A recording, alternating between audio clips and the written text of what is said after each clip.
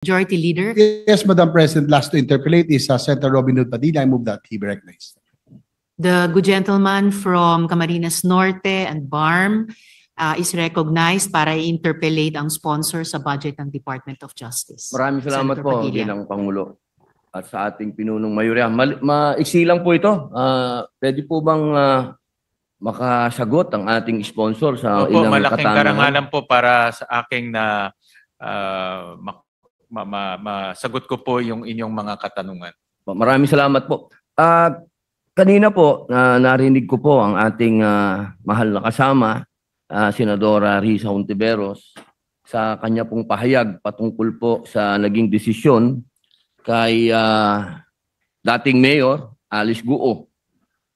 Gusto ko lang pong malaman kung magkakaroon po ba ng extradition sa kanya dahil napatunayan po ba na siya ba ay isang hindi Pilipino at siya ay isang Chino?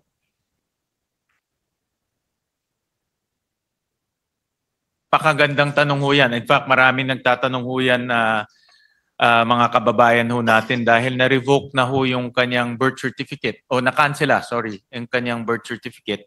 Na-revoke na rin yung kanyang passport, hindi na ho siya Pilipino. Pero meron ho siyang kaso dito sa atin, kahapon lumabas nga ho yung qualified human trafficking sentence ho niya. Kaya dito siya, dito niya i-serve yung sentence niya. No?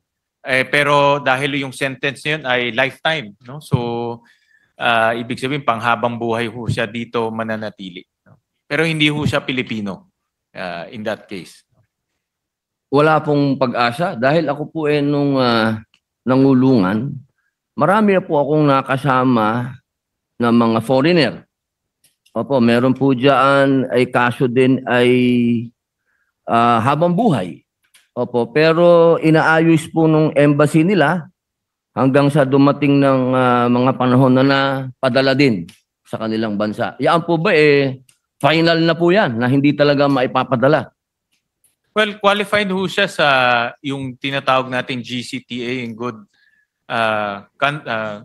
good conduct time allowance. No? So kung I'm sure alam niyo ho ito. Opo, I'm sure pumasa kayo produkto po ako niyan. I'm sure pumasa ho kayo ng GCTA. Mabait po ako mabait. Kasi nandito na kayo. So I'm sure produkto kayo ng GCTA. So baka nga nandito rin pa siya. yung mga parole officer ko baka nandito pa. At least alam nila na good conduct ho talaga pinapakita niyo. So qualified ho siya.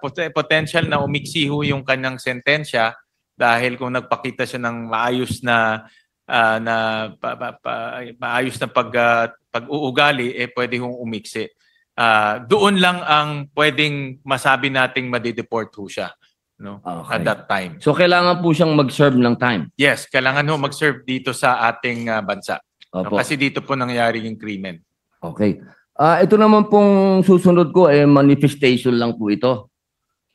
Tapos na po yun, okay na po, nasagot nyo na po. Ito lang po, manifestation lang po ito, maiksi lang po ito. Noong June 2025 po, ang Hungary ay umalis po sa ICC. Sa kadahilan ng ayaw po nilang arestuhin si Benjamin Netanyahu, ang Prime Minister po ng Israel. Dumating po doon, hindi nila inaresto, wala naman pong nagawa ang ICC. Kundi magreklamo sa EU, ba't ginawa yun ng Hungary, ganun.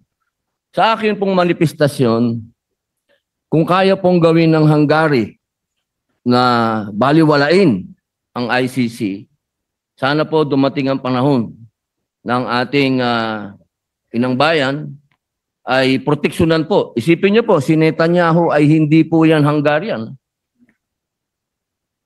Sana po dumating ang panahon na maproteksyonan din po natin yung mga kababayan natin na inaakasuhan ng ICC. Wala naman po akong tanong, manifestation lang po yon na sana ay magandang halimbawa po sa atin ang Hungary. Yun lamang po, maraming salamat po. Thank you doon Tagapangulo. sa manifestation, Senator Robin. Maraming salamat po.